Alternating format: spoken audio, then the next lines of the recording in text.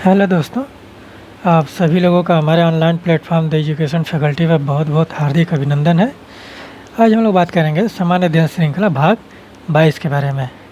ठीक है, अगर हम भाग 22 के बारे में अगर हम बात कर रहे हैं तो जाहिर सी बात है कि भाग 21 तक हम लोगों का पूरा कंप्लीट हो चुका है। तो आप लोग इस श्रृंखला का आनंद लीजिए और इस श्रृंखला से नोट्स बनाते रहिए, जो आपके प्रत्येक एग्ज़ाम में मदद करेगा। ठीक है, अभी आपका पेट का एग्ज़ाम होने वाला है, पीईटी का, यूपी ट्रिपल एसएस है, वो 28 और 29 अक्टूबर को है। फिर उसके बाद आप देखेंगे कि बिहार पीसीएस का भी पेपर होने वाला है। फिर उसके बाद आने वाले एग्ज़ाम्स में समीक्षा अधिकारी का है, आरओ का। फिर उसके बाद आप देखेंगे कि यूपी पीसीएस आएगा। तो इन सारे जो तमाम एग्ज़ाम्स होने वाले हैं, उन सभी में यह जो श्रृंखला है आपको बहुत ही ज़्यादा मदद करेगा। ठीक है, क्योंकि इस श्रृंखला के जितने भी प्रश्न बनाए जा रहे हैं, जिस प्रकार से इसको तैयार किया जा रहा है, वो आपके प्रत्येक एग्ज़ाम से लिया गया है। और वो आप जिस तरह से एक्सप्लेनेशन है इसका, जिस तरह से व्याख्या किया जा रहा है, वो उसमें जो सारे फैक्ट बताए जा रहे हैं वो आपके प्रत्येक एग्ज़ाम में कहीं ना कहीं देखने को मिल जाएंगे। ठीक है, और आप जो लोक सेवा आयोग है, किसी भी पीएससी का आप देखेंगे, किसी भी स्टेट पीएससी का, तो पब्लिक सर्विस कमीशन का, तो उसमें जो प्रश्न पूछे जाते हैं वो रिपीटेड प्रश्न बहुत ही ज़्यादा पूछे जाते हैं। उसको एक प्रश्न पूछने का हज़ारों तरीके होते हैं, बस वही घुमा फिरा कर वहीं पूछेंगे। ठीक है, तो आप लोग प्रीवियस ईयर के पेपर को सॉल्व करते रहिए, सॉल्व पेपर एकदम हल करते रहिए, और इस जी श्रृंखला से नोट्स बनाते रहेंगे। आप लोगों का बहुत सारी चीज़ें जो है कंप्लीट हो जाएंगी। ठीक है, तो उम्मीद करते हैं कि आप लोग स्वस्थ होंगे और अपने पढ़ाई को सही दिशा निर्देशन और अच्छे तरीके से कर रहे होंगे। ठीक है, तो चलिए हम लोग बात करते हैं सामान्य अध्ययन श्रृंखला भाग 22 के पहले प्रश्न पर। ठीक है, चलिए, आपका पहला प्रश्न है कि प्राथमिक शिक्षा को मूल अधिकार कब बनाया गया। ठीक है, प्राथमिक शिक्षा के बारे में पूछा जा रहा है कि प्राथमिक शिक्षा को मूल अधिकार कब बनाया गया। वो बनाया गया था सन 2002 में, यानी कि 86वां संविधान संशोधन जो आपका आया था, 86वां संविधान संशोधन सन 2002 में, वहाँ पर प्राथमिक शिक्षा को मूल अधिकार बनाया गया। चलिए देखिए कौन सा है और कौन कौन से आर्टिकल है, उसको आप लोग नोट डाउन कर लीजिए। प्रश्न इससे हमेशा पूछे जाते हैं, पूछे जाएंगे। ठीक है, क्योंकि शिक्षा का मामला है। ठीक, तो यहाँ पर आप देखिए 86वां संविधान संशोधन, 86वां संविधान संशोधन। ठीक, प्राथमिक शिक्षा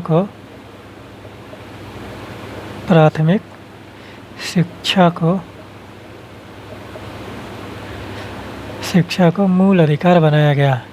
और कौन कौन से आर्टिकल जोड़े गए थे, ठीक है, वो भी ध्यान दीजिएगा। मूल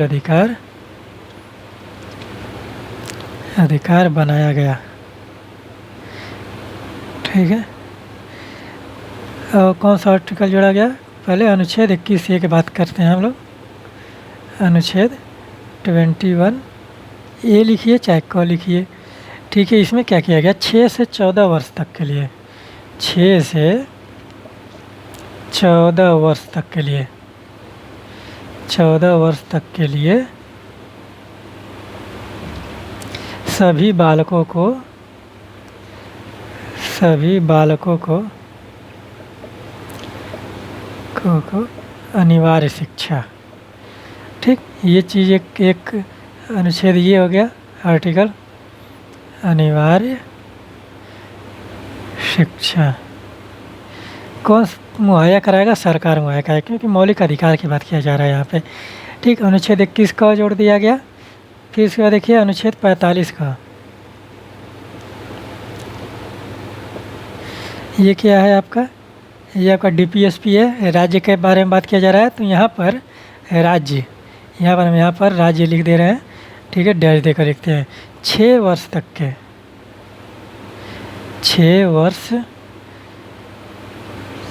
से कम। ठीक है, 6 वर्ष तक आप मान के चलिए कि यानी कि 6 वर्ष से कम। ठीक है, 6 वर्ष से कम आयु के सभी बालकों को, आयु के सभी बालकों को, दिख रहा है ना, अच्छा दिख रहा है, सभी बालकों को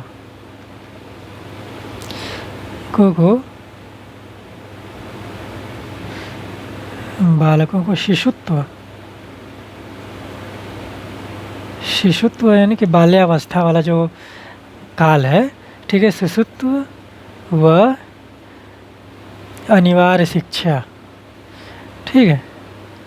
शिशुत्व व अनिवार्य शिक्षा की व्यवस्था करेगा, शिक्षा की व्यवस्था करेगा। कौन करेगा? ये राज्य के बारे में बात किया जा रहा है। ये अनुच्छेद 45 का है, ठीक। ये 2 अनुच्छेद आप लोग लिख लीजिए, 2 अनुच्छेद, ठीक।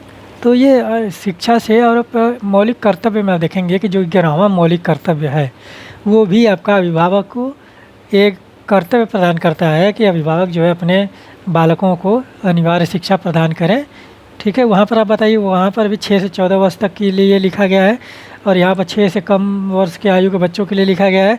और एक अधिनियम यहाँ पर आप लिख लीजिए, ठीक है। कौन सा अधिनियम आता है? 2009 में अधिनियम बनाया गया था इसको। बताइए, सोचने वाली बात है कि भारत में शिक्षा को लेकर कितना लोग सक्रिय हैं, ये भी देखिए, ठीक है, कि यहाँ पर लोग शिक्षा को लेकर कितना सक्रिय हैं। 2002 में अधिनियम आया और उसके बाद आता है जो अधिनियम संशोधन हुआ था 2002 में, और अधिनियम आता है आपका 2009 में और लागू होता है 2010 में। तो ये सोचने वाली बात है कि भारत में शिक्षा का स्तर किस प्रकार से है, ठीक है। फिर इसका बाद देखिए कि शिक्षा का अधिकार अधिनियम, शिक्षा का अधिकार अधिनियम, अधिकार अधिनियम, यह कब पारित हुआ था? 2009 में, सन 2009 में। और संशोधन कब हुआ था? 2002 में। तो सोचिए कि भारत में शिक्षा को लेकर कितना लोग सेंसिटिव हैं, ठीक। इस प्रकार से चीज़ें देखने को मिली। एक शिक्षा को लेकर अधिनियम पास करने में 7 साल लग गए, ठीक है। तो इस प्रकार से तो भारत में शिक्षा व्यवस्था है, ठीक। फिर उसके बाद आप देखिए, तो ये 2009 में तो आया, लागू कब हुआ? प्रभावी, देखिए यहाँ पर प्रभावी हम लिख दे रहे हैं। प्रभावी कब हुआ भारत में? ये हुआ 1 अप्रैल सन 2010 को, 1 अप्रैल 2010 को यह प्रभावी हुआ था भारत में, ठीक। तो ये सोचने वाली बात है कि आप लोग सरकार चला रहे हैं और शिक्षा के को लेकर आप लोग ये इस तरह से काम हो रहा है। और आप देखेंगे कि अभी जो नई शिक्षा नीति लागू की गई है वो भी आप देखिए कितनी पुरानी शिक्षा नीति भारत में चल रही थी उसको बदला गया है। और शिक्षा का अधिकार अधिनियम देखिए क्या कब आया था, और जब अधिनियम बनाया गया, संशोधन हुआ 2002 में, आया 2009 में, लागू हुआ 2010 में, ठीक। तो ये सोचने वाली बात है भैया कि किसी राष्ट्र में अगर किसी आप राज्य या राष्ट्र को बढ़ाना है, अगर उसको आधुनिक बनाना है, तो वहाँ पर शिक्षा का जो महत्व है वो 99% ज़्यादा होता है, ठीक है। जब तक आप किसी चीज़ के बारे में जानेंगे नहीं, सीखेंगे नहीं, पढ़ेंगे नहीं, तब तक आप उसको करेंगे कैसे, ठीक है। तो ये चीज़ यहाँ पर देखने वाली बात है, सोचने समझने वाली बात है कि शिक्षा का अधिकार अधिनियम जो है वो कब का है, कब संशोधन हुआ था, कब आया था, कब अधिनियम लागू किया गया, कब यह पारित हुआ था, प्रभावी हुआ, ठीक। तो इस तरह से चीज़ें आप सोचिए, देखिए और समझने का प्रयास कीजिए। चलिए हम लोग आगे बढ़ते हैं। आपका अगला प्रश्न है कि भारतीय संविधान का कौन सा अनुच्छेद बच्चों के शोषण के विरुद्ध मौलिक अधिकार से संबंधित है, ठीक है। किसके बारे में पूछ रहा है? बच्चों के शोषण के विरुद्ध मौलिक अधिकार, ठीक। तो यहाँ पर आप देखेंगे कि वो अनुच्छेद 24 है, ठीक है। अनुच्छेद 24 में कहा गया है कि बच्चों को किसी कारखाने या और काम की जगह पर खान में नहीं लगाया जाएगा अगर बच्चा 14 वर्ष से कम आयु का है तो, ठीक। यहाँ पर आप समझ लीजिए कितना वर्ष दिया गया है, यहाँ पर हम लिख दे रहे हैं 14 वर्ष से कम आयु, ठीक। 14 वर्ष से कम, ठीक। कहाँ? खान व कारखाना। अब इस तरह से समझ लीजिए कि इसको रहने दीजिए, खान और कारखाना तो दिया ही रहता है, लेकिन अब किसी भी काम में अगर सश्रम है, बल श्रम है उसमें वहाँ पर, तब बच्चों को वहाँ पर नहीं लगा सकते। ये आपका संविधान का अनुच्छेद 24 नियोजन करता है, निरोध करता है इसका कि 14 वर्ष से कम आयु के बच्चों को वहाँ पर नहीं लगाया जाएगा, ठीक है। तो अगर इन 3 अनुच्छेदों का हम बात करें तो 17 में आप जानते हैं कि अनुच्छेद अस्पृश्यता का उन्मूलन है, और अनुच्छेद 19 में जो है आपका वाक एवं व्यक्ति की स्वतंत्रता है, और अनुच्छेद 23 में ये आपका शोषण के विरुद्ध अधिकार है। ठीक है, चलिए हम अगर लिखना हो तो लिख दीजिए, लेकिन हम जाने दीजिए, हम लिखेंगे नहीं क्योंकि टाइम बहुत ज़्यादा लग जाता है। इसी तरह से आप लोग समझिए क्योंकि ये अनुच्छेद जो हैं पहले भी श्रृंखला में बताए जा चुके हैं। ये आपका अनुच्छेद 17 जो है आपका अनुच्छेद 17 जो है अस्पृश्यता से है, अनुच्छेद 19 जो है वाक एवं व्यक्ति से है, अनुच्छेद 23 और 24 जो है शोषण के विरुद्ध अधिकार है इसमें। ठीक, तो इस तरह से आप लोग लिख लीजिए, वहाँ पर नोट डाउन कर लीजिए और अपने नोट्स में बनाते रहिए, और जो नोट्स बनाएंगे आप वो आपके सारे प्रत्येक एग्जाम में काम आएगा। ठीक है, और जो लोग चैनल पर नए हैं वो लोग चैनल को जल्द से जल्द सब्सक्राइब कर लें। जो लोग पुराने हैं चैनल पर वो लोग चैनल को ज़्यादा से ज़्यादा शेयर करें, कमेंट करें, लाइक करें, जिससे हम लोग मोटिवेट होकर आप लोगों के लिए बहुत सारी चीज़ें लेकर आएंगे। ठीक है, अगर मौलिक अधिकार से आप लोगों को लेक्चर चाहिए तो आप जाइए प्ले लिस्ट में, देखिए कॉन्स्टिट्यूशन के, भारत के संविधान के प्ले लिस्ट में आप देखेंगे कि वहाँ पर बहुत सारे हर एक मौलिक अधिकार को विस्तार पूर्वक कवर किया गया सतीश सर के द्वारा। तो वहाँ पर आप लोग उसका आनंद लीजिए और नोट्स बनाते रहिए, पढ़िए, समझिए, तभी आप लोग अपने जीवन में जल्द से जल्द सफलता प्राप्त कर पाएंगे। ठीक है, चलिए आगे बढ़ते हैं। आपका अगला प्रश्न है कि भारतीय संविधान के किस अनुच्छेद के तहत निवारक निरोध कानून बनाने का प्रावधान है? निवारक निरोध कानून, इसको इंग्लिश में बोला जाता है प्रिवेंटिव डिटेंशन लॉ। ठीक है, प्रिवेंटिव डिटेंशन लॉ। ठीक, इसके तहत आप मान के चलिएगा अगर ये कानून कहीं पर लागू है तो इसके तहत किसी भी व्यक्ति को गिरफ्तार किया जा सकता है, बिना दलील के, बिना बताए हुए उसको निरोध किया जा सकता है। ठीक है, वहाँ पर तुरंत उठा कर जेल में डाल देंगे, वहाँ पर सुनवाई नहीं होती है अगर किसी व्यक्ति को इस तरह के कानून के अधीन गिरफ्तार किया गया है। ठीक है, तो चलिए देखिए चारों अनुच्छेद हम बता दे रहे हैं।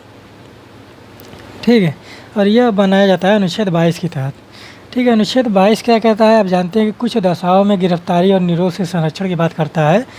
ठीक है, तो उसी के तहत आप देखेंगे कि प्रिवेंटिव डिटेंशन लॉ बनाया जाता है, निवारक निरोध कानून बनाए जाते हैं, जिसके तहत अनुच्छेद 22 वहाँ पर काम नहीं करता है। उसके अगर उस कानून के तहत किसी को गिरफ्तार किया जा रहा है तो वहाँ पर उसको एकदम डायरेक्ट ही प्रत्यक्ष रूप से गिरफ्तार किया जा सकता है। ठीक है, ना उसको कुछ बताया जाएगा, ना वकील मिलेगा, ना उसको मजिस्ट्रेट के पास पेश किया जा सकता है। और इसका जो अवधि है, इस अधिनियम, इस कानून के तहत किसी को गिरफ्तार किया जा रहा है तो उसको 3 महीने तक वहाँ पर आप उसको बंदी बना सकते हैं। फिर 3 महीने के बाद अगर ज़्यादा बंदी बनाना है तो वहाँ पर एक परिषद का गठन किया जाता है, बोर्ड का गठन किया जाता है। अगर उसके तहत आप बोर्ड कहता है कि आप वहाँ पर इसको 3 महीने ज़्यादा रख सकते हैं तो रखेंगे, नहीं तो वहाँ पर आप उसको 3 महीने से ज़्यादा उस व्यक्ति को नहीं रख सकते। ठीक है, तो अनुच्छेद 20 की अगर हम बात करें, 22 के बारे में हम बात करेंगे अभी। ठीक है, और जो निवारक निरोध अधिनियम कानून बनाए जाते हैं वो अनुच्छेद 22 के तहत बनाए जाते हैं। फिर इसके बाद देखिए अनुच्छेद 20 की अगर हम बात करें, अनुच्छेद 20, तो अनुच्छेद 20 क्या कहता है कि अपराधों के लिए दोष सिद्धि के संबंध में संरक्षण। ठीक है, क्या कहता है? अपराधों के लिए,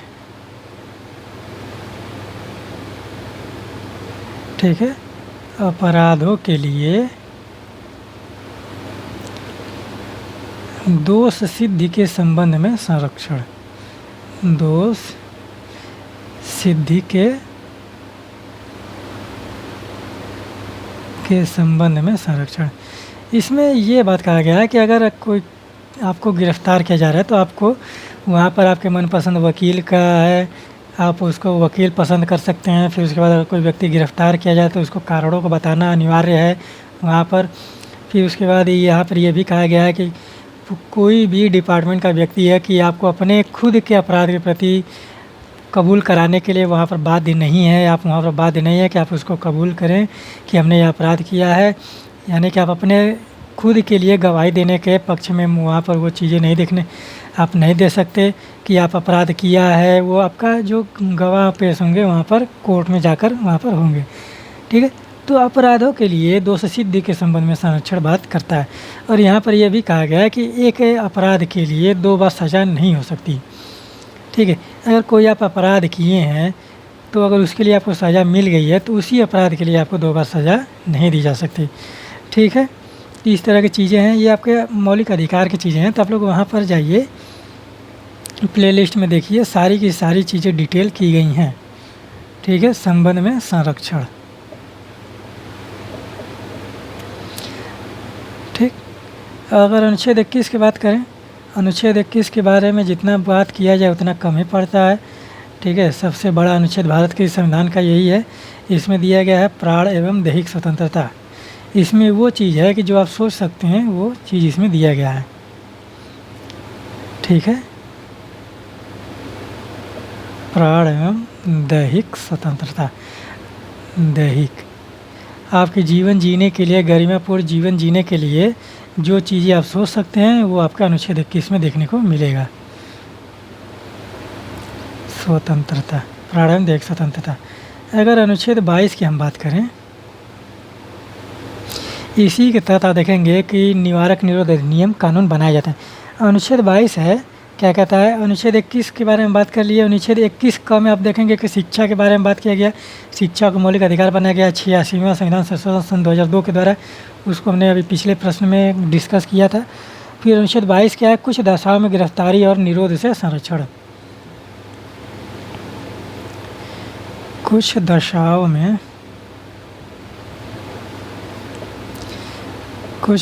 में गिरफ्तारी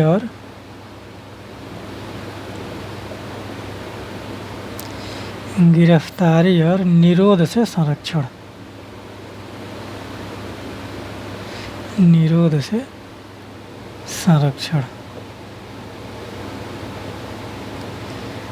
ठीक है, इस प्रकार की चीज़ें। फिर अनुच्छेद 23 की अगर हम बात करें,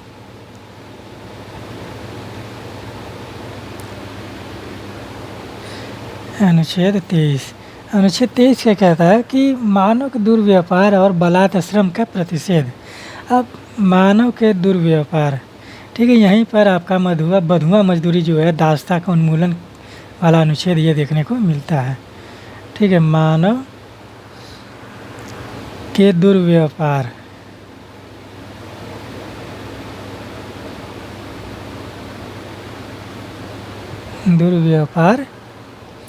और बलात्श्रम से संरक्षण। बलात्श्रम से संरक्षण।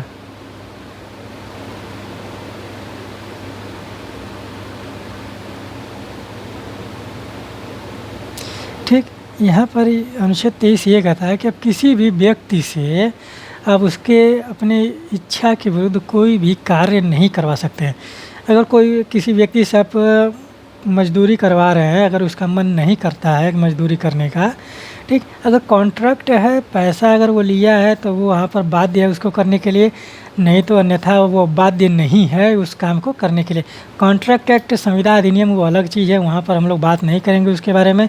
सिर्फ अनुच्छेद 23 के बारे में बात करेंगे कि किसी व्यक्ति के इच्छा के विरुद्ध, मर्जी के विरुद्ध वहाँ पर कोई भी कार्य नहीं करा सकते हैं। ठीक है, बलपूर्वक कार्य आप नहीं कराएंगे, क्योंकि यहाँ पर बधुआ मजदूरी और जो दासता का उन्मूलन ये अनुच्छेद करता है कि मानव के दुर्व्यापार, ठीक है, आप उस पर कोई भी चीज़ थोप नहीं सकते। अगर उसका मन करेगा तो करेगा, नहीं मन करेगा तो करेगा नहीं करेगा। आप उससे कोई भी कार्य ज़बरदस्ती नहीं करा सकते। ठीक, ये अनुच्छेद इस तरह से बात करता है। और अनुच्छेद 24 में बालकों के नियोजन के बारे में बात किया गया है कि वहाँ पर खानों और कारखानों में 14 वर्ष से कम आयु के बच्चों को नियोजित नहीं किया जाएगा। ठीक, वो आपका इलीगल होता है। ठीक, तो यहाँ पर अनुच्छेद 23 आपको समझ में आया कि आप किसी भी व्यक्ति के मर्जी के खिलाफ उससे काम नहीं करवा सकते। ठीक, यहाँ पर ये चीज़ आप लोग देखिए। चलिए आगे बढ़ते हैं। आपका अगला प्रश्न है कि निम्न में से कौन सा अधिकार धार्मिक स्वतंत्रता के अधिकार में सम्मिलित नहीं है। ठीक है, इस प्रकार के प्रश्न आप लोगों से वनडे एग्जाम्स में पूछे जा सकते हैं। IAS PCS में भी इस प्रकार के प्रश्न पूछे जा सकते हैं। ठीक है, धर्म का प्रचार करने का अधिकार, सिखों को कृपाण धारण करने व रखने का अधिकार, राज्यों को समाज सुधार कानून बनाने का अधिकार, धार्मिक निकाय के लोगों का धर्म परिवर्तन कराने का अधिकार। ठीक है, इसमें से कौन सी चीज़ है जो धार्मिक स्वतंत्रता में शामिल नहीं है? सबसे पहले हम बात करते हैं धार्मिक स्वतंत्रता का अधिकार।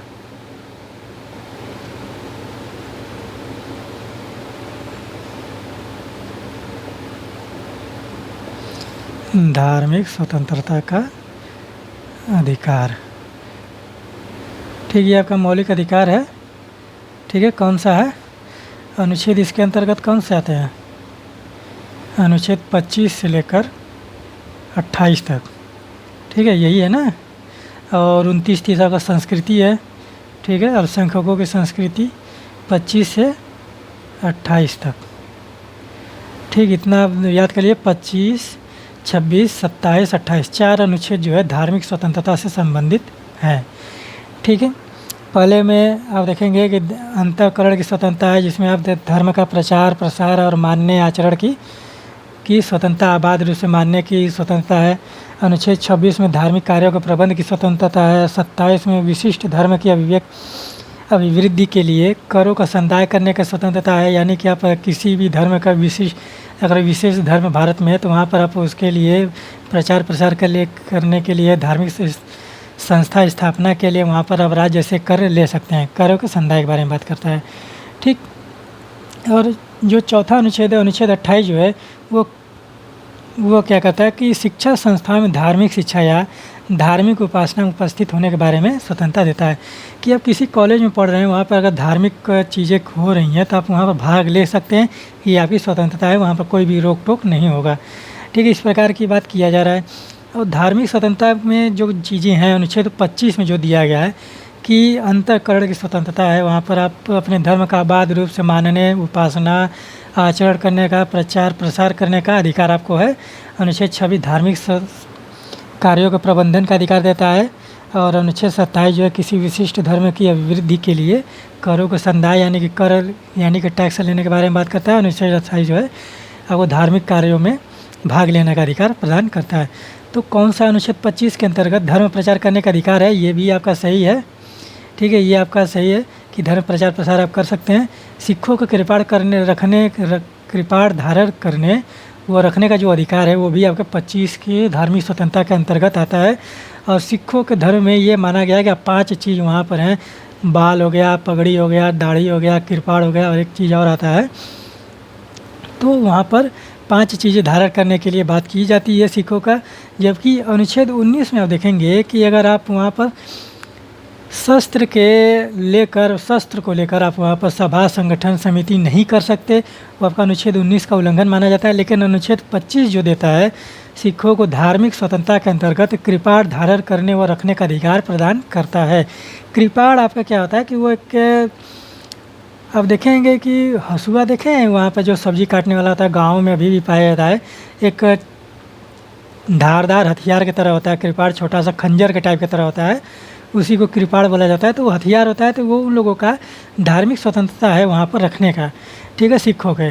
और आप देखेंगे कि अनुच्छेद 19 में वहाँ पर जो स्वतंत्रता दी जाती है, तो आप सभा समिति संगठन संघ कुछ भी बना रहे हैं और वहाँ पर आप कोई भाषण वाषण दे रहे हैं या वहाँ पर कोई संगोष्ठी कर रहे हैं, तो वहाँ पर आप शस्त्रों का उपयोग नहीं कर सकते। लेकिन अगर सिख समुदाय का वो व्यक्ति है तो वहाँ पर उसका कृपाण का प्रयोग कर सकता है, वो धारण कर सकता है। ठीक, ये आपका धार्मिक स्वतंत्रता में आता है। ठीक है, राज्यों को समाज सुधार कानून बनाने का अधिकार, ये भी आपका अनुच्छेद 25 के अंतर्गत आता है। ठीक है, कि राज्य जो है आपका, ये आपका समाज सुधार कानून बनाने का, ये भी आपका धार्मिक स्वतंत्रता के अंतर्गत आता है। धार्मिक निकाय के लोगों का धर्म परिवर्तन कराने का अधिकार, यही ऑप्शन जो है आपका धार्मिक स्वतंत्रता में नहीं आता है। क्योंकि आप देखेंगे कि जो मान के चलिए कि कोई संस्कृत कॉलेज है, हिंदू कॉलेज है या मुस्लिम ओरिएंटल कॉलेज है, एंग्लो ओरिएंटल कॉलेज है, मान के चलिए कि हम अलीगढ़ मुस्लिम विश्वविद्यालय की बात करें या मदरसों, कोई भी भारत का मदरसा ले लीजिए। ठीक है, मदरसा अगर, तो उसमें अगर शिक्षा पद्धति चल रही है, ठीक है, तो वहाँ पर जो शिक्षक हैं वो आपके हिंदू भी हैं, मुस्लिम भी हैं, सिख भी हैं, ईसाई भी हैं, जैन भी हैं, बौद्ध भी हैं, पारसी भी हैं। ठीक, तो शिक्षक किसी भी समुदाय का हो सकता है। लेकिन अगर वो चाहे मुस्लिम कॉलेज में हो, चाहे हिंदी कॉलेज में हो, चाहे संस्कृत कॉलेज में हो, वहाँ पर अगर वो कोई व्यक्ति मुस्लिम कॉलेज में अगर हिंदू व्यक्ति है या ईसाई है, सिख है, जैन है, पारसी है, तो वहाँ पर वहाँ के लोग जो हैं मुसलमान मुस्लिम लोग जो है वहाँ पर उसका धर्म परिवर्तन कराने का प्रयास नहीं कर सकते, ये अधिकार नहीं दिया गया है। ठीक है, और मान के चलिए कि अगर कोई हिंदू कॉलेज है, वहाँ पर कोई मुस्लिम व्यक्ति है, तो वहाँ पर आप मुस्लिम व्यक्ति का धर्म परिवर्तन कराकर हिंदू धर्म में लाने का प्रयास नहीं करेंगे, वहाँ पर ज़बरदस्ती नहीं कर सकते, क्योंकि यह धार्मिक स्वतंत्रता के अंतर्गत नहीं है। ठीक है, अब किसी भी व्यक्ति का ज़ोर ज़बरदस्ती करके बलपूर्वक धार्मिक परिवर्तन नहीं करा सकते। ठीक, अब तो अगर व्यक्ति अपने मन से भी धार्मिक परिवर्तन करना चाह रहा है, तो वहाँ पर high court, Allahabad high court ने रोक लगाया हुआ है और वहाँ पर अपने फैसले में कहा है कि अगर कोई व्यक्ति अपने मन से भी धार्मिक परिवर्तन करना चाह रहा है, धर्म परिवर्तन, धर्मांतरण करना चाह रहा है, तो उस व्यक्ति को वहाँ पर उस धर्म के बारे में जानना अनिवार्य है। धर्म के जो धार्मिक चीज़ें हैं वो चीज़ जानने का अनिवार्य है। जब तक उस व्यक्ति को धर्म के बारे में पता नहीं है, अगर किसी अन्य धर्म में जाने की कोशिश कर रहा है, तो उस धर्म के जाने का कि उसको पता नहीं है कि वहाँ पर क्या क्या चीज़ें हैं, वहाँ पर जो चीज़ें, जो धार्मिक परिवर्तन है, सभ्यता संस्कृति की जो बातें की जाती हैं, खान पान, रहन सहन, जो धर्म की बातें की जाती है, अगर उसको नहीं पता है तो वहाँ पर उसका धर्मांतरण जो है संपन्न नहीं हो सकता। ये लड़कियों के मामले में ज़्यादातर माना गया है कि महिलाओं में ये चीज़ें देखने को मिले हैं कि अगर वहाँ पर कोई व्यक्ति उनको बाला फुसला कर अपने धर्म में परिवर्तन कराने की कोशिश कर रहा है, तो उस महिला को उस धर्म के बारे में जानने का पूरा हक है, पूरा अधिकार है। जब तक वो जानेगी नहीं, जब तक उसके रीति रिवाजों, कर्मकांडों के बारे में नहीं जानेगी, तब तक उसका धार्मिक परिवर्तन नहीं होगा। यह इलाहाबाद हाई कोर्ट का निर्देश दिया गया है। ठीक है, एकदम मोटे तौर पर। ठीक, तो धर्मांतरण को रोकने का बहुत ही ज़्यादा प्रयास किया जा रहा है। और धर्मांतरण का जो यहाँ पर आप देखेंगे कि जो इश्यू बना है, जो संकट है, जो धर्मांतरण का नुकसान है, जो नकारात्मक प्रभाव पड़ रहा है, उसके बारे में हम लोग बाद में बात करेंगे। कभी एक लेक्चर लिया जाएगा धार्मिक स्वतंत्र धर्म के बारे में जब हम बात करेंगे। ठीक है, अगर इतिहास में हम लोग धार्मिक चीज़ के बारे में बात करेंगे, रिलीजन के बारे में बात करेंगे, तो वहाँ पर हर चीज़ देखा जाएगा। और वर्तमान समय में जब हम आएंगे तो वहाँ पर धर्मांतरण की जो चीज़ें हैं, धर्मांतरण क्या भारत के लिए सही है, नहीं है, अगर नहीं है तो क्यों नहीं है, और सही है तो क्यों है। ठीक है, तो इन सारी चीज़ों पर हम लोग धर्मांतरण बात करेंगे। आप यहाँ पर सिर्फ ये जानिए कि धर्मांतरण में वही चीज़ें हैं कि आप किसी को ज़बरदस्ती बलपूर्वक धर्मांतरण किसी का नहीं करा सकते। ठीक है, वो धार्मिक स्वतंत्रता के अंतर्गत नहीं आता है। ठीक, चलिए आगे बढ़ते हैं। आपका अगला प्रश्न है कि चार्ल्स का वुड डिस्पैच घोषणा पत्र जो है, उसके बारे में कौन सा कथन असत्य है? कौन सा कथन असत्य है, यानी कि नकारात्मक कथन पूछ रहा है कि कौन सा कथन गलत है। ठीक है, इसे भारत में अंग्रेजी शिक्षा का मैग्ना कार्टा कहा जाता है। मैग्ना कार्टा जो शब्द है, इसका अर्थ होता है आपका अधिकारों का घोषणा पत्र। ठीक है, अधिकारों का घोषणा पत्र जो है वो आपका मैग्ना कार्टा कहलाता है।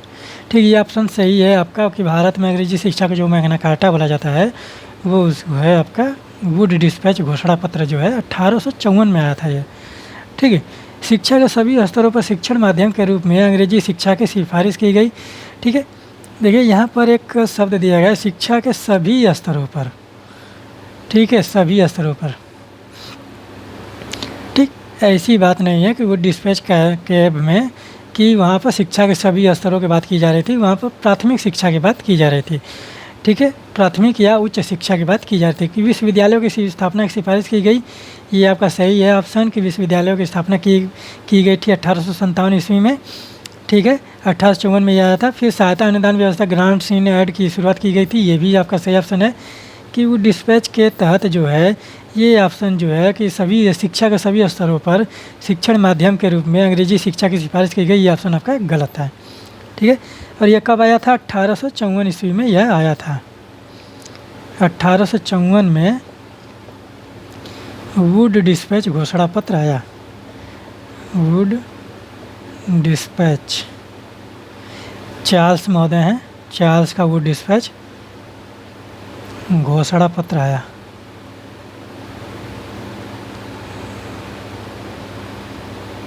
घोषणा पत्र आया। और इसमें भारत के गवर्नर जनरल कौन है?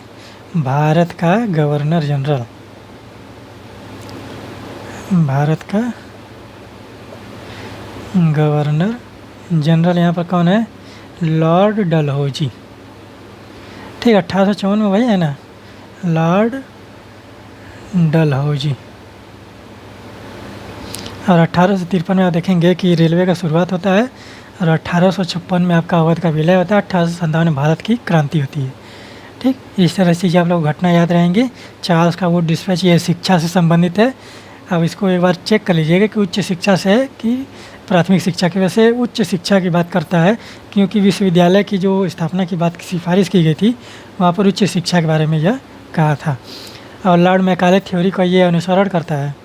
ठीक है, मैकाले थ्योरी क्या कहती है? मैकाले थ्योरी ये कहती है कि आप ऊपर के तबके को शिक्षित कर दीजिए और वो धीरे धीरे जो है नीचे के तबकों को शिक्षित कर देंगे।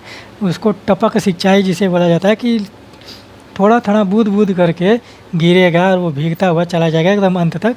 वही आपका लॉर्ड मैकाले थ्योरी कहता है कि आप ऊंचा वर्ग जो है समाज में उसको शिक्षित कर दीजिए, वो धीरे धीरे वहाँ से आपका नीचे के तबके में चला जाएगा। और उसी का अनुसरण जो है आपका चार्ल्स वुड डिस्पैच घोषणा पत्र करता है। ठीक है, तो इसके आधार पर अगर हम देखें तो यह जो है चार्ल्स का वुड डिस्पैच जो है वो उच्च शिक्षा को प्राथमिकता देता है। ठीक, लेकिन अब इसको एक बार कंफर्म करिएगा कि ये उच्च शिक्षा से है या प्राथमिक शिक्षा से है। ठीक, और कमेंट बॉक्स में कमेंट करिएगा और टेलीग्राम चैनल से हम लोगों को जुड़कर वहाँ पर अपने कमेंट को करिएगा और फिर वहाँ पर आप लोग उसको नोट्स में भी लिखिएगा। शिक्षा के सभी स्तरों पर शिक्षण माध्यम के रूप में अंग्रेजी शिक्षा की सिफारिश की गई थी। ये अगर चार्ल्स का वुड डिस्पैच घोषणा पत्र में नहीं था। वैसे इस प्रकार के प्रश्न जो है आपके डायरेक्ट स्टेटमेंट के रूप में पूछे जाते हैं वनडे एग्जाम में। बाकी ये प्रश्न जो है आपका IAS का प्रश्न है। और आप लोग फैक्ट आप लोग याद रख लीजिए, 1854 में यह आया था। ठीक है, और किसके लिए आया था? प्राथमिक शिक्षा उच्च शिक्षा, इसको आप लोग कमेंट बॉक्स में कमेंट करिए। शायद उच्च शिक्षा ये, क्योंकि 1857 में देखेंगे कि बहुत सारे यूनिवर्सिटियों की स्थापना, विश्वविद्यालयों की स्थापना की गई थी। ठीक है, इसी शिक्षा माध्यम के आधार पे। ठीक, चलिए आगे बढ़ते हैं। आपका अगला प्रश्न है कि किस गवर्नर जनरल के शासनकाल में कलकत्ता, बम्बई व मद्रास, ठीक है, कलकत्ता, बम्बई व मद्रास में विश्वविद्यालयों की स्थापना की गई थी? पिछले ही प्रश्न में हम लोग बात कर रहे थे वुड डिस्पैच के बारे में, और वहाँ पर हमने बात किया कि 1854 में आया था। 1857 में बहुत सारे विश्वविद्यालयों की स्थापना किया गया था। तो आप लोग यहाँ का प्रश्न भी आ गया कि कलकत्ता, बम्बई व मद्रास विश्वविद्यालयों की स्थापना कब की गई थी, किसके शासनकाल में की गई थी? वो लॉर्ड कैनिंग था। ठीक है, 1857 में उन्होंने बताया कि विश्वविद्यालय की स्थापना की गई थी। और 1857 में जो भारत का गवर्नर जनरल है वो आपका लॉर्ड कैनिंग है। ठीक, इन चारों गवर्नरों के जो महत्वपूर्ण घटना है इनके शासनकाल के, हम वो लिख दे रहे हैं। ठीक है, सिर्फ महत्वपूर्ण घटना, एक एक घटना के बारे में हम लिखेंगे। बाकी चीज़ें आप लोग चैनल से जुड़ते रहिए, वो सारी चीज़ें आप लोगों को कंप्लीट करा जाएंगे। ठीक है, अगर हम लॉर्ड कैनिंग की बात करें, लॉर्ड कैनिंग, लॉर्ड कैनिंग जो है आपका, इसके शासनकाल में 1857 की क्रांति हुई थी। ठीक है, 1857 की क्रांति।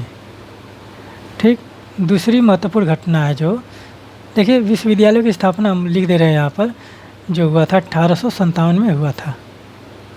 ठीक है, कलकत्ता, बम्बई और मद्रास विश्वविद्यालयों में वहाँ पर स्थापना 1857 में किया गया था वहाँ पर। ठीक, दूसरी जो है ये भारत का प्रथम वायसराय है, भारत का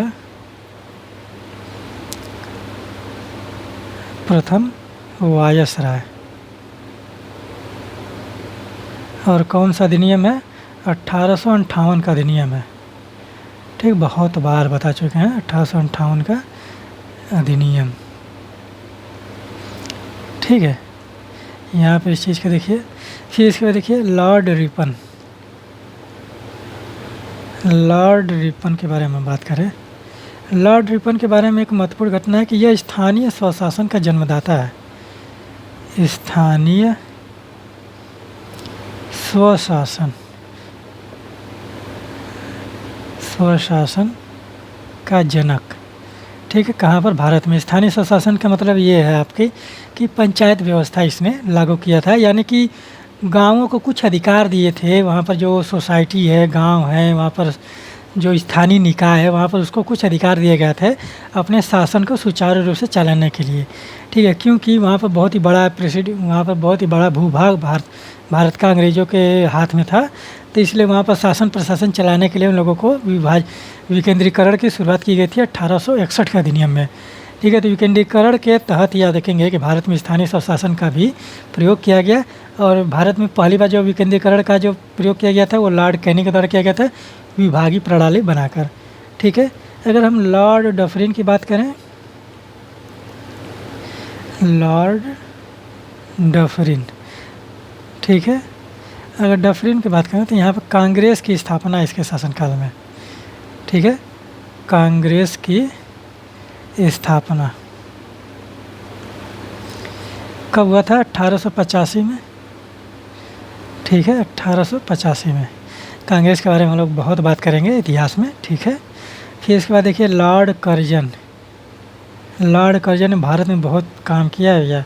ठीक, इसकी सिर्फ एक ही भूल चूक हो गई कि इसने बंगाल विभाजन कर दिया।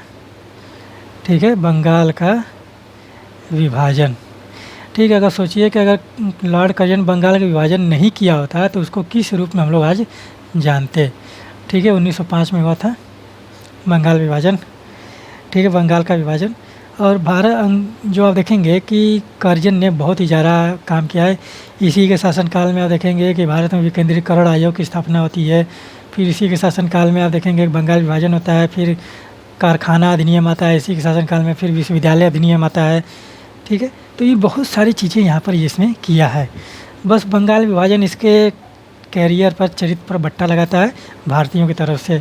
ठीक है, अंग्रेज तो वो पर वो उन्होंने जो किया तो किया ही। ठीक है, अब भारतीयों ने जो किया वो भी उल्लेखनीय है। ठीक, वहाँ पर वो भी कोई बहुत बड़ी बात नहीं, वो भी उल्लेखनीय है भैया। जब आप हम लोग इतिहास पढ़ेंगे ना आधुनिक भारत का, उसमें जिस तरह से हम लोग घटना को देखेंगे, आप उसमें आप जज करेंगे, आप सोचिएगा, उसमें समझने का प्रयास कीजिएगा कि भारत में किस प्रकार से चीज़ें घटित हुई थी। ठीक, और उसका दंश हम लोग आज तक झेल रहे हैं। ठीक है, जो बंटवारा हुआ उसका दंश हम आज तक झेल रहे हैं।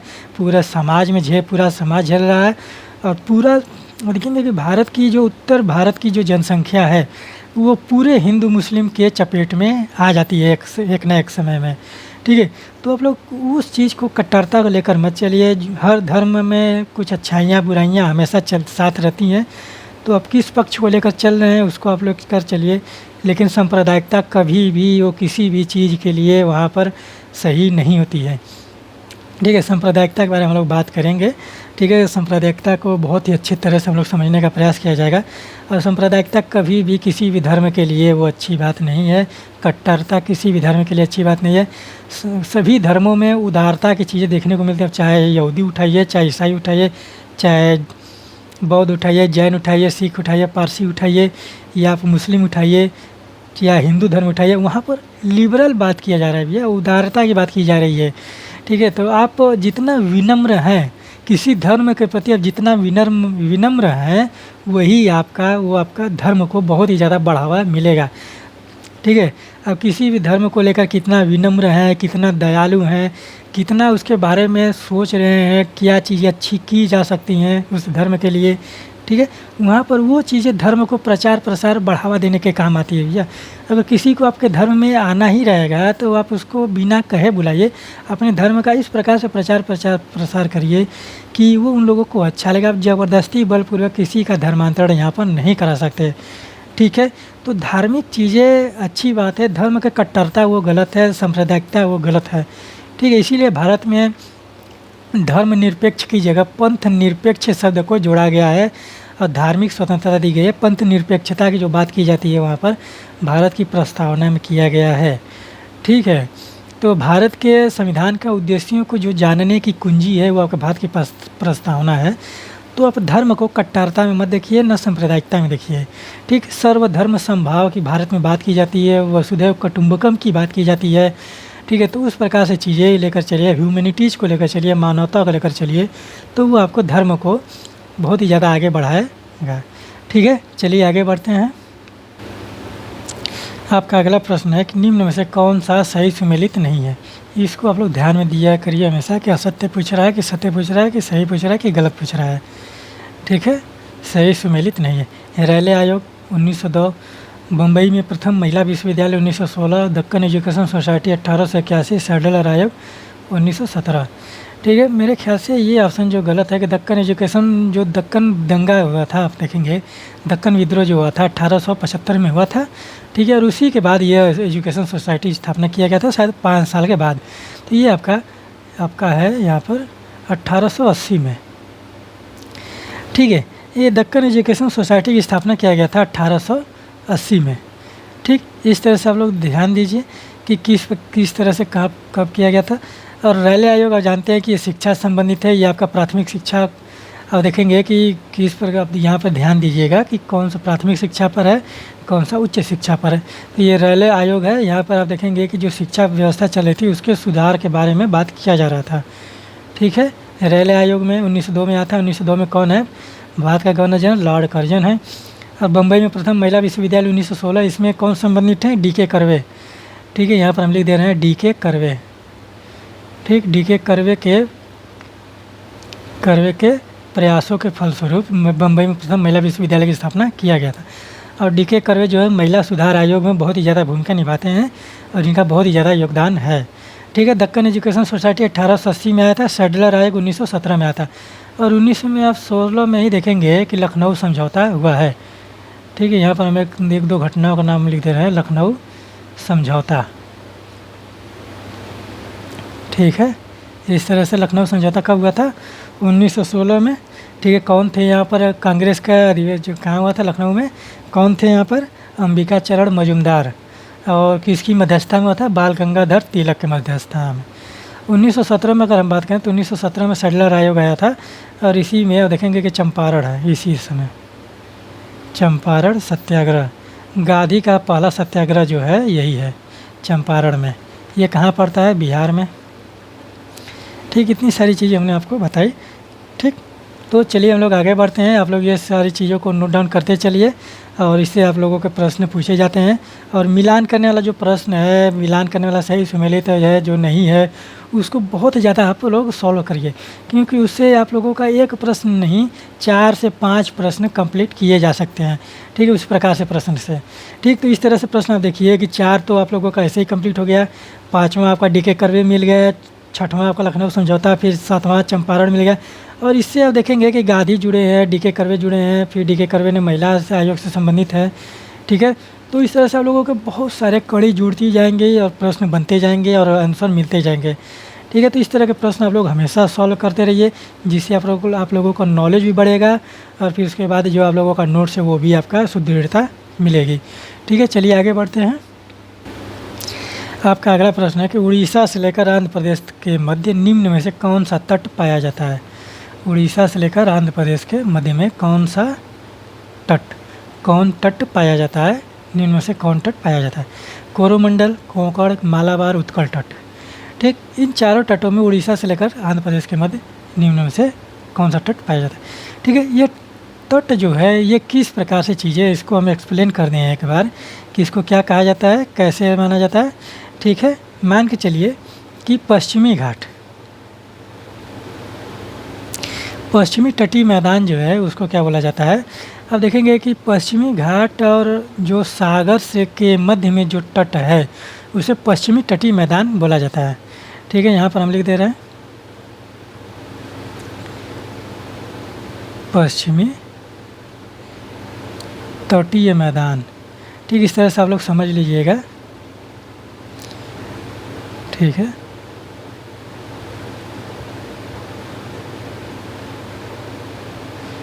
पश्चिमी तटीय मैदान, ये मैदान होते हैं। ठीक है, क्या होते हैं? ये पश्चिमी घाट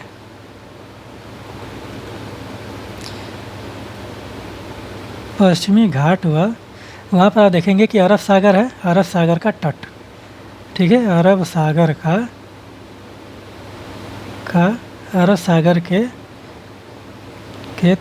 तट के मध्य क्षेत्र, जिसे बीच भी बोला जाता है। बीच आप देखेंगे कि अब बिहू बीच है मुंबई में, फिर चेन्नई में है बीच है, तो उसको जो समुद्र तटीय किनारा बोला जाता है, उसे समुद्र तट का किनारा वही आपका तटीय मैदान बोला जाता है।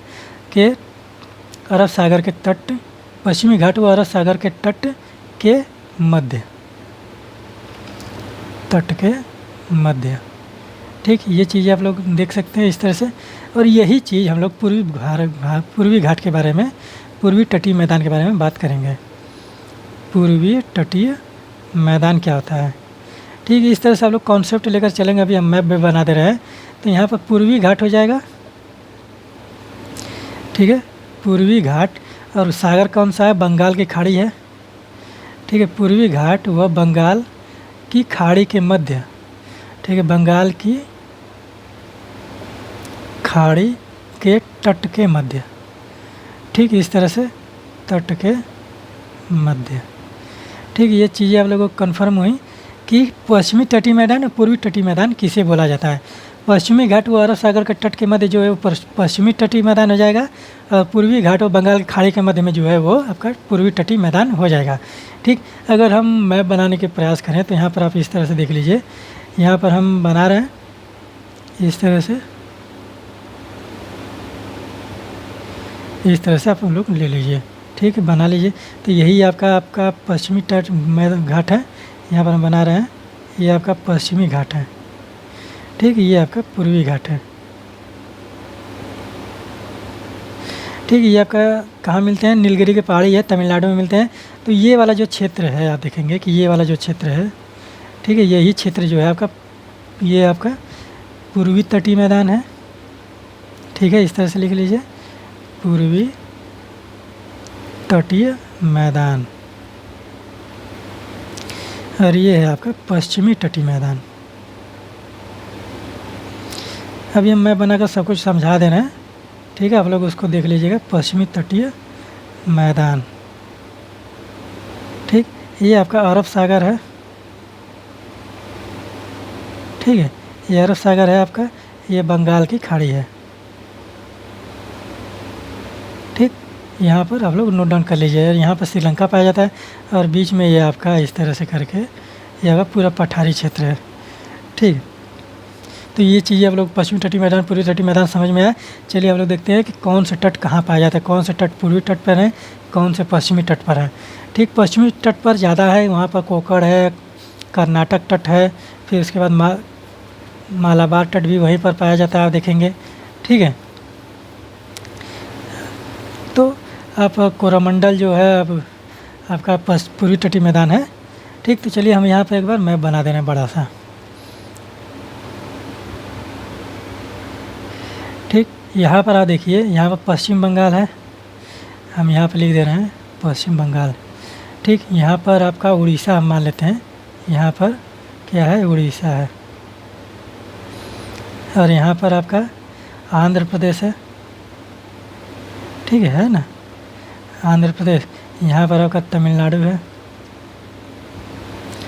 ठीक। यहाँ पर आपका केरल है, सिर्फ दक्षिण भारत के राज्यों का हम लिख रहे हैं, यहाँ पर केरल है, ठीक। यहाँ पर कर्नाटक है, ये आप लोगों को सिर्फ बता रहे हैं कि आप लोगों को समझ में आएगा। यहाँ पर गोवा है, यहाँ पर महाराष्ट्र है, ठीक। तो सिर्फ इतना ही आप जानिए कि यहाँ पर गुजरात है, ठीक। इतनी चीज़ें आप लोगों को समझ में आ रही हैं। अभी हमने बताया कि ये आपका क्या है, ये आपका पूर्वी भाग है, पूर्वी तटीय है, पूर्वी तट हम यहाँ पर लिख दे रहे हैं, पूर्वी तट। और ये आपका पश्चिमी तट, पश्चिमी तट। यहाँ पर हम लिख दे रहे हैं अरब सागर, ठीक है, ये आपका बंगाल की खाड़ी, ठीक। हम सिर्फ मैदानों के बारे में बात कर रहे हैं, कौन सी चीज़ें मैदान में पाई जाती हैं, ठीक है।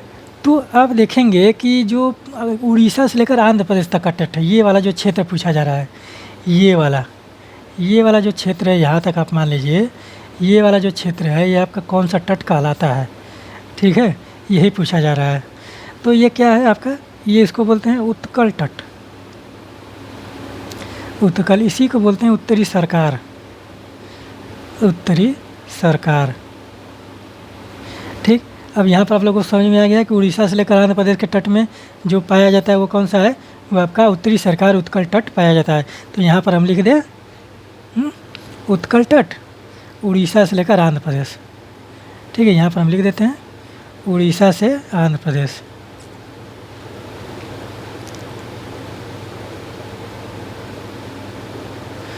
उड़ीसा प्लस आंध्र प्रदेश, यहाँ पर हम लिख देते हैं आंध्र प्रदेश।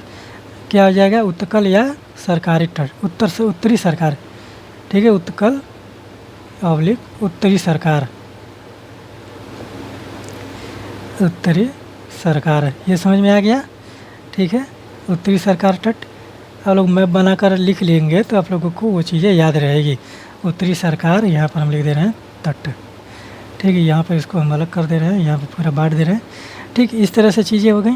तो अब बात करते हैं कि आंध्र प्रदेश और तमिलनाडु के मध्य में कौन सा तट पाया जाता है। ये वाला जो क्षेत्र है, ये आंध्र प्रदेश है, यहाँ पर जो क्षेत्र है ये वाला, इसको क्या बोला जाता है। यहाँ पर अगर हम बांट दें, यहाँ से यहीं पर हम बांट देते हैं इसको इस तरह से, ठीक है। तो यहाँ पर जो तमिलनाडु वाला क्षेत्र है, यहाँ पर इसको क्या बोला जाता है, ये है आपका कोरोमंडल तट, ठीक है। आंध्र प्रदेश और तमिलनाडु के मध्य जो है वो आपका कोरोमंडल तट है, कोरोमंडल तट। तो यहाँ पर हम लिख दें आंध्र प्रदेश और तमिलनाडु, आंध्र प्रदेश प्लस तमिलनाडु, तमिलनाडु।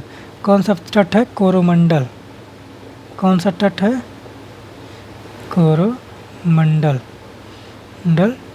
तट, ठीक है। यहाँ से हम मिटा दे रहे हैं इसको इस तरह से, और ये इसको हम इस तरह से कर दे रहे हैं, ठीक है। इसको क्या बोलते हैं, कोरोमंडल तट, आंध्र प्रदेश से। अब बात करते हैं, ये तो आपके पूर्वी घाट का हो गया, ठीक है। अब बात करते हैं पश्चिमी घाट में, ये पश्चिमी तट है। तो यहाँ पर आप देखेंगे कि कौन सा, मुंबई से लेकर गोवा तक, यानी कि यहाँ पर हम मान लें मुंबई है, ठीक है, यहाँ से लेकर ये जो क्षेत्र है गोवा तक का जो क्षेत्र है, इसको क्या बोलेंगे, यहाँ पर हम लिख देते हैं मुंबई प्लस गोवा, ठीक। आप सारी चीज़ें नोट डाउन कर लीजिए, ठीक है। मुंबई से प्लस गोवा तक जो तट है आपका, देखेंगे कि वो है कोंकण तट, इसको क्या बोलते हैं, कोंकण तट, ठीक। ये चीज़ें आप लोगों को समझ में आई, कोंकण तट। फिर उसके बाद ये सारी चीज़ें आप लोग नोट डाउन कर लीजिए, आप लोगों से प्रश्न पूछा है।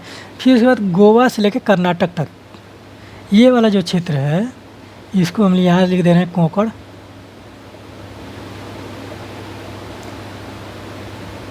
तट, ठीक है। और ये वाला जो क्षेत्र है, ये वाला गोवा से लेकर कर्नाटक के मध्य में जो क्षेत्र है, इसको क्या बोलता है, कर्नाटक तट, क्या बोलते हैं, कर्नाटक तट, ठीक है। तो गोवा से लेकर कर्नाटक तक, गोवा प्लस कर्नाटक, तो इसको क्या बोला गया है, कर्नाटक तट, ठीक है। यहाँ पर आप सभी तटों के बारे में लिख लीजिए, इसको क्या बोलते हैं, कर्नाटक तट, ठीक है। यहाँ पर आप देखेंगे कि कन्याकुमारी है, ये जो है कन्याकुमारी है, ठीक है, यहाँ पर कन्याकुमारी है, लिख रहे हैं ना कन्याकुमारी। तो यहाँ से देखेंगे कर्नाटक से लेकर ये था जो क्षेत्र है, कर्नाटक से लेकर जो कन्याकुमारी तक का ये जो क्षेत्र है, इसको क्या बोलते हैं, ये जो है आपका मालाबार तट है, ठीक है, मालाबार तट,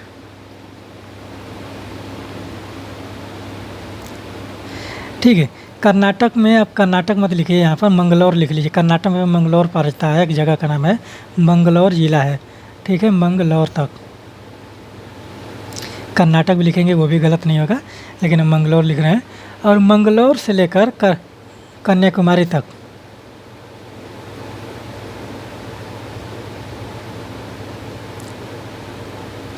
मंगलौर से कन्याकुमारी तक,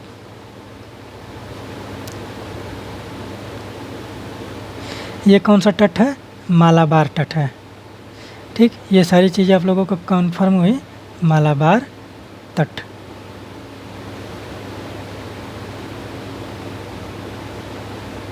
मालाबार तट,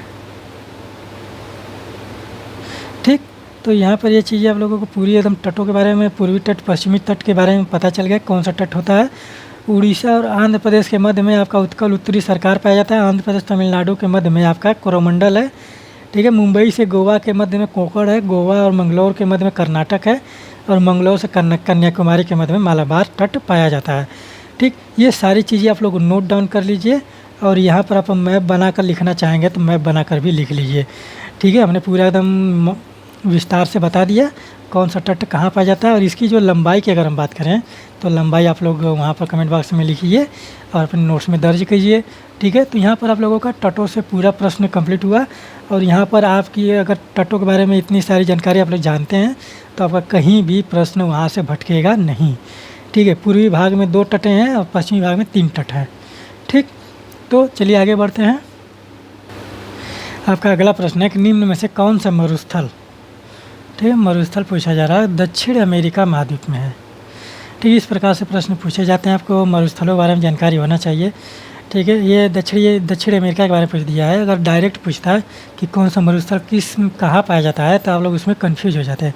आप लोगों को अगर दक्षिण अमेरिका महाद्वीप का जो मैप है वहाँ पर आप लोग पता होगा तो आप लोग वहाँ पर जानते होंगे कि वह कहाँ है और कहाँ पर उत्तरी अमेरिका के दक्षिण में है।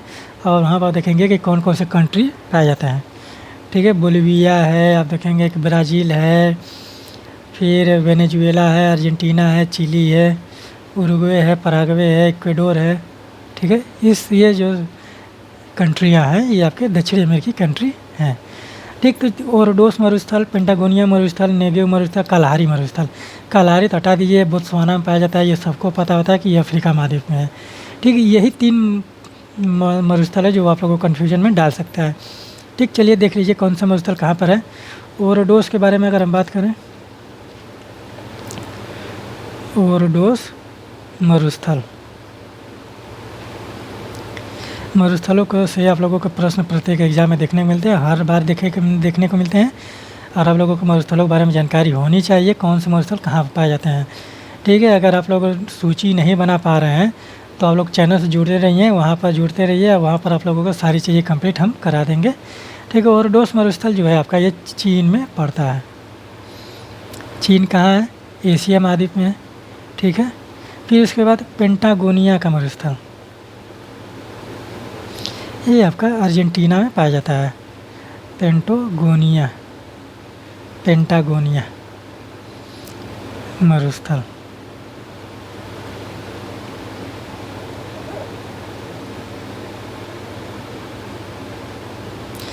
पेंटागोनिया जो मरुस्थल है ये आपका अर्जेंटीना में है। ठीक है, और अर्जेंटीना कहाँ पाया जाता है आप जानते हैं? ये दक्षिणी अमेरिका में पाया जाता है। दक्षिण अमेरिका में पाया जाता है। ठीक, तो यही ऑप्शन आपका सही होगा। ठीक, पेंटागोनिया का मरुस्थल। फिर उसको नेगेव मरुस्थल, ये आपका इजराइल में पाया जाता है। नेगेव मरुस्थल, वो मरुस्थल कहाँ पर है? इसराइल में है। इजराइल बोला जाता है, हम इसराइल लिखेंगे। ठीक है, यह भी यही है, इसका असली नाम यही है। ठीक है, फिर इसके बाद देखिए कालाहारी मरुस्थल। ठीक, कालाहारी मरुस्थल जो है ये आपका बोत्सवाना में पाया जाता है। बोत्सवाना, अब बोत्सवाना कहाँ है? ये आपका अफ्रीका महाद्वीप में है। ठीक है, अफ्रीका। और बाकी दोनों जो है आपका चीन जो एशिया में, इसराइल भी आपका एशिया में पड़ता है। ठीक है, हम लिखे नहीं, आप लोग नोट डाउन कर लीजिएगा। ठीक है, मरुस्थल है, मरुस्थल बनने का जो कारण है उसको हम लोग ज्योग्राफी वाले जो पढ़ाएगा उसको ज्योग्राफी जो पढ़ाएंगे वो आपको से बात करेंगे। ठीक है, तो यहाँ पर आप सिर्फ मरुस्थलों के बारे में जानिए कि कौन सा मरुस्थल कहाँ पर स्थित है। ठीक, चलिए ये आप लोगों से स्ट्रेट फॉरवर्ड भी पूछे जा सकते हैं, मिलान करने के लिए भी कूट की सहायता से भी प्रश्न पूछा जाता है। ठीक, चलिए आगे बढ़ते हैं। आपका अगला प्रश्न है कि सारगैसो सागर पाया जाता है। ठीक है, सारगैसो सागर उत्तरी प्रशांत महासागर, उत्तरी अटलांटिक महासागर, दक्षिणी प्रशांत महासागर और दक्षिणी अटलांटिक महासागर, सिर्फ 2 ही महासागर का नाम दिया गया है। और आप मान के चलिए कि पृथ्वी पर 78% जल पाया जाता है। तो इसमें पूछा गया कि सारगैसो सागर, प्रशांत महासागर दुनिया पूरा सबसे बड़ा महासागर है और सबसे ज़्यादा गहराई भी इसी की है। ठीक है, फिलीपींस के पास मेरियाना ट्रेंच पाया जाता है, जो गर्त बोला जाता है, महासागरों का गर्त जिसे बोला जाता है, वो आपका 11,000 मीटर के लगभग में है। ठीक है, यानी कि 11 किलोमीटर अंदर उतना गिरा है। 11 किलोमीटर, आप सोचिए कि ऊंचाई नापिए, उतना पानी है, जल है 11 किलोमीटर कहीं पर जल है, गहराई है उतना 11 किलोमीटर। तो सोचने वाली बात है कि भारत में पृथ्वी पर कितने जल पाए जाते हैं। ठीक, तो यह पाया जाता है आपका उत्तरी अटलांटिक महासागर में। उत्तरी अटलांटिक महासागर की हम विशेषता बता देते हैं। यह उत्तरी अटलांटिक महासागर हम यहाँ पर हेडिंग डाल दे रहे हैं। ठीक है, सीधे हम अटलांटिक महासागर डाल रहे हैं। ठीक, इसको आप लोग नोट डाउन कर लीजिएगा,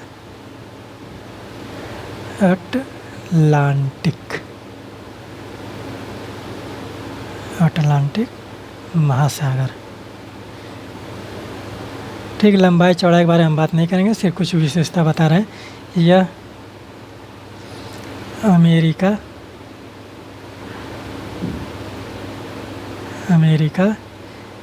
ठीक है, प्लस यूरोप प्लस अफ्रीका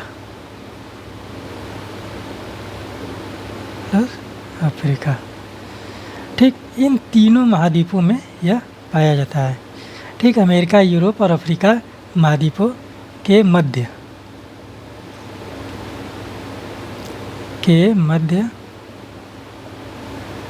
पाया जाता है। ठीक, इस तरह से आप लोग याद रखिएगा। अमेरिका एक तरफ मान के चलिए कि ये वाला क्षेत्र जो है अमेरिका का, यहाँ पर यूरोप और अफ्रीका है। ठीक है, हम यहाँ पर सिर्फ इस तरह से बना दे रहे हैं। ठीक, मैप नहीं बनाएंगे पूरा, क्योंकि बहुत बड़ा मैप बन जाता है। तो यहाँ पर हम छोटा छोटा करके बना दे रहे हैं। ठीक है, कि यहाँ पर एक इस तरह से छोटा फाइल ले लीजिए और यहाँ से थोड़ा सा बड़ा ले लीजिए। तो ये आपका क्या हो गया, अफ्रीका, यूरोप, अमेरिका। ठीक है, ये चीज़ें समझ में। तो इन्हीं के मध्य में ये इस प्रकार से महासागर है। ठीक, यह महासागर, यहाँ पर एक पॉइंट आप लिखते जाइए। यह महासागर एस आकार की आकृति बनाता है। एस आकार की आकृति बनाता है। ठीक, बनाता है। ठीक है, इसे अंध महासागर भी बोला जाता है। इसे अंध महासागर भी बोला जाता है। ठीक है, इतनी सारी चीज़ें आप लोगों को पता चली। तो यहीं पर आपका सारगैसो सागर है। ठीक है, तो इसको हम मिटाते हैं, फिर इसके बाद बताते हैं। यहीं तक मिटा देंगे बस, आप लोग नोट डाउन करते ले जाइए। ठीक है,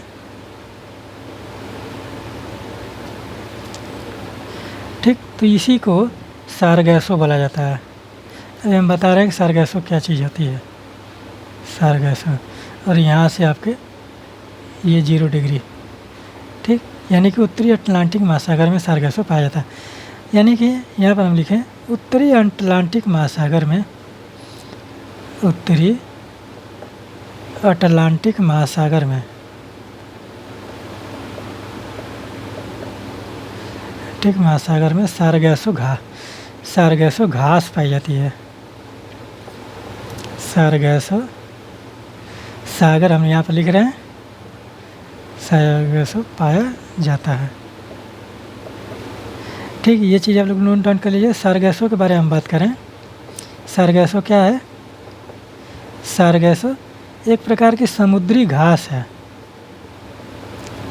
समुद्री घास है और इतनी घनी है ये, यहाँ पर आप देखेंगे कि यहाँ से अगर कोई जहाज़ वहाज जा रहा है तो इसमें फंस जाता है। ठीक है, और यहाँ पर वहाँ पर जहाज़ डूबने का बहुत ही चांसेस बन जाते हैं। ठीक है, घास में फंसने के बाद। ठीक, तो ये घास इतने लंबे क्षेत्र में पाई जाती है कि वहाँ पर उसको नाम दे दिया गया कि सारगैसो सागर। ठीक है, उसको नाम दे दिया गया है सारगैसो सागर। तो ये सारी चीज़ें आप लोगों को कन्फर्म हुई कि सारगैसो कहाँ पाया जाता है। ये उत्तरी अटलांटिक महासागर में पाया जाता है। सारगैसो एक प्रकार की समुद्री घास है जो बृहत क्षेत्र में उत्तरी अटलांटिक में पाया जाता है, इसीलिए वहाँ के क्षेत्र को सारगैसो सागर बोला जाता है। ठीक, यहाँ पर ये सारी कंप्लीट हो गई। चलिए हम लोग बात करते हैं उत्तरी अटलांटिक महासागर में भी बहुत सारी चीज़ें हम लोग पता कर लिए, जान गए। और महाद्वीपों के बारे में हम लोग बाद में बात करेंगे जब जियोग्राफी हम लोग पढ़ेंगे। ठीक, चलिए आगे बढ़ते हैं।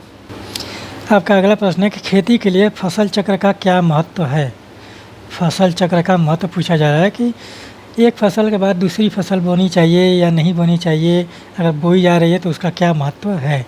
ठीक है, मृदा की उर्वरकता संरक्षित रहती है, मृदा कटाव कम होता है, इससे उत्पादन में वृद्धि होती है, उपर्युक्त सभी। ठीक है, फसल चक्र जो है मृदा, तो ये आपके तीनों ऑप्शन जो हैं आपके सही है। फसल चक्र से आप देखेंगे कि मृदा में उर्वरकता जो क्षमता होती है वो बढ़ती भी है, ठीक है, और संरक्षित भी रहती है।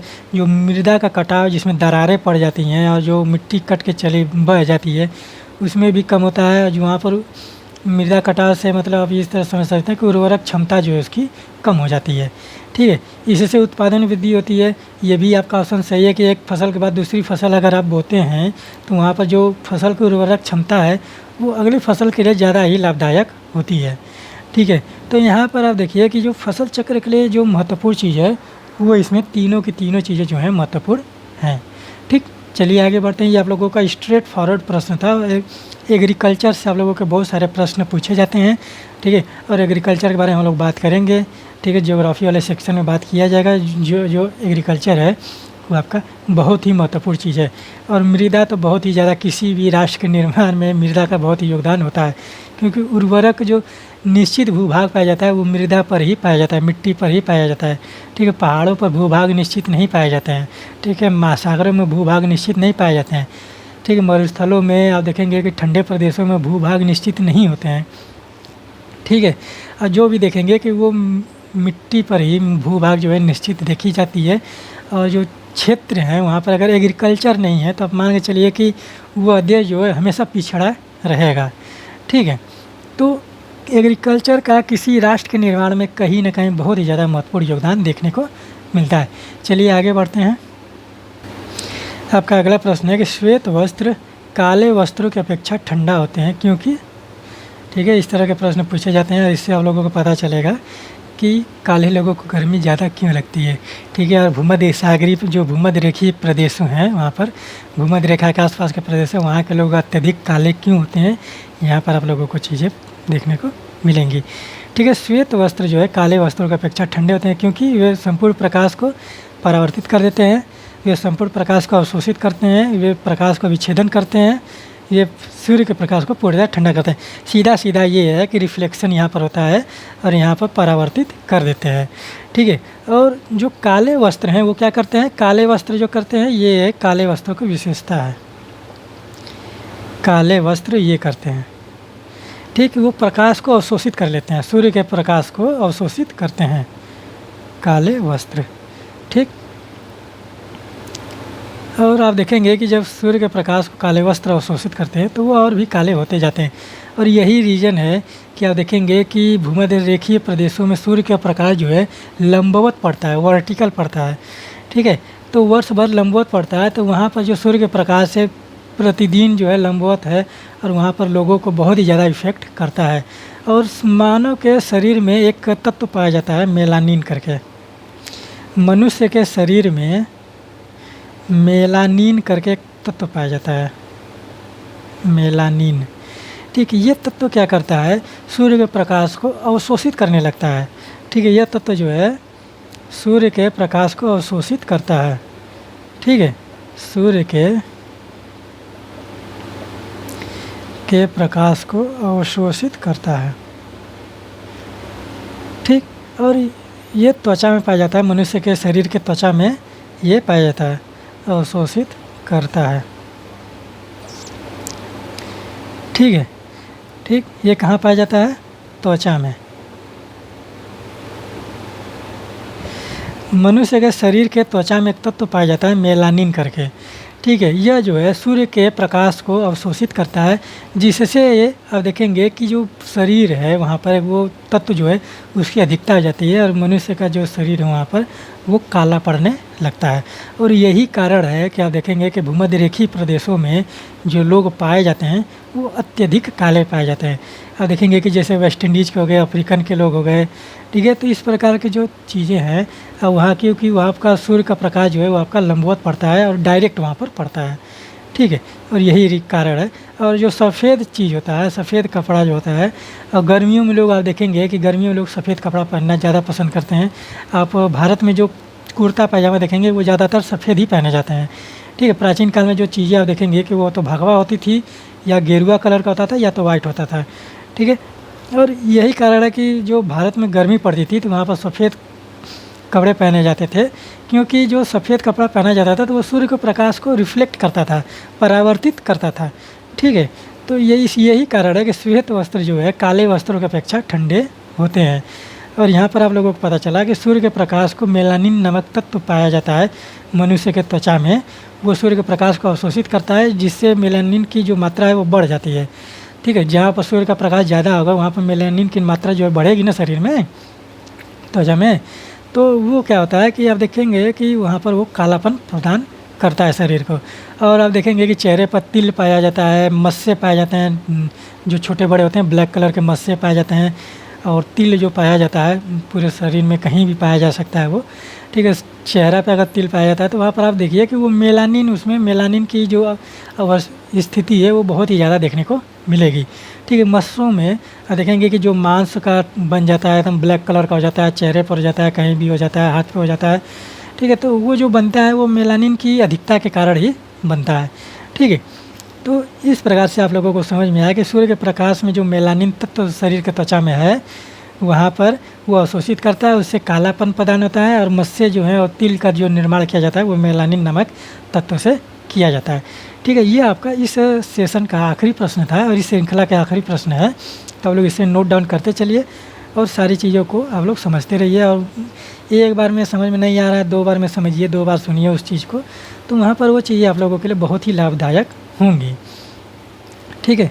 तो यहाँ पर आप लोग इस सारी चीज़ों को नोट करते चलिए और नोट डाउन करते चलिए और आपके ये प्रत्येक एग्ज़ाम में मदद करेगा, ठीक है। जिससे आपका जो नोट्स है, आपका जो नॉलेज है वो भी बढ़ता रहेगा और बढ़ता जाएगा ही, और जो नोट्स है उसको सुदृढ़ता मिलेगी। और उम्मीद करते हैं कि यह लेक्चर आपको पसंद आएगा और आप लोग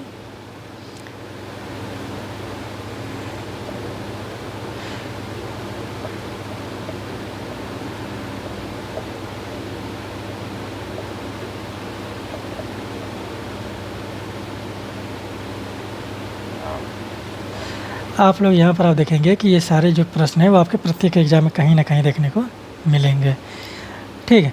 उम्मीद करते हैं कि आप लोगों को यह लेक्चर पसंद आएगा और आप लोग चैनल से जुड़ते रहें। जो लोग नए हैं वो लोग चैनल को जल्द से जल्द सब्सक्राइब कर लें, और जो लोग पुराने हैं वो लोग चैनल को ज़्यादा से ज़्यादा शेयर करें, लाइक करें, कमेंट करें, जिससे हम लोग मोटिवेट होकर आप लोगों के लिए और भी बहुत सारी चीज़ें लेकर आएंगे। बहुत सारी चीज़ों को हम लोगों ने सोच कर रखा है कि आपको लिए ये सारी चीज़ें क्या करना है। ऑफलाइन कोचिंग भी खोलने वाले हैं हम लोग, ठीक है। तो जब खोला जाएगा ऑफलाइन कोचिंग तो वहाँ पर आप लोगों को सूचना दी जाएगी कि कहाँ पर खोला गया है। और आप लोग चैनल से जुड़ते रहे, सब्सक्राइब करिए, कमेंट करिए, लाइक करिए, और अपने सुझाव जो है टेलीग्राम चैनल से या कमेंट बॉक्स में दीजिए, ठीक है। तो यहीं पर उम्मीद करते हैं कि आप लोग स्वस्थ होंगे और अपने पढ़ाई को अच्छे तरीके से कर रहे होंगे, अपने माता पिता, परिवार वालों, घर वालों को देखभाल अच्छे से कर रहे होंगे, और सही दिशा निर्देशन और अच्छे दिशा निर्देशन में अच्छे तरीके से अपने पढ़ाई को लेकर चलिए, जो इससे आप लोग अपने जीवन में सफलता जल्द से जल्द प्राप्त कर सकें, ठीक है। यहीं पर मैं अपने वाणी को विराम देता हूँ। मिलते हैं अगले लेक्चर में, नेक्स्ट लेक्चर में, इसी तरह से एक शानदार लेक्चर के साथ, ठीक है, ऊर्जा भरे। तो धन्यवाद।